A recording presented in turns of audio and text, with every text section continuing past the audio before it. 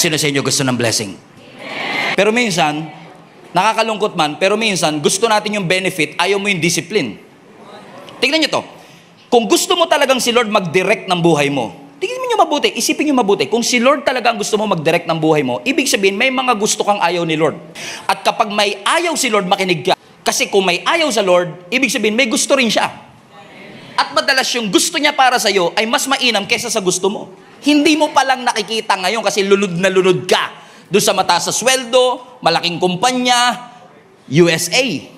May benefit ang pagsunod. May benefit pag sumunod ka. Nagpag-guide ka kay Lord, hinayaan mong siya mag-direct ng buhay mo, may benefit. Pero may kaakibat din yung discipline.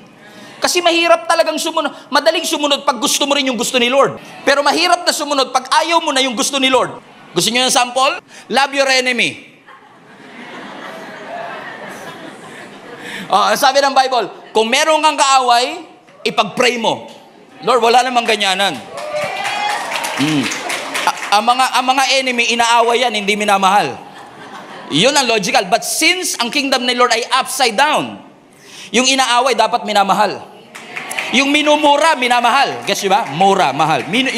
Saan natin malalaman ng tunay na guidance? Alam nyo, kilala nyo naman ako. I've been a pastor of this church for more than 10 years. Lagi kong pinopromote, read your Bible.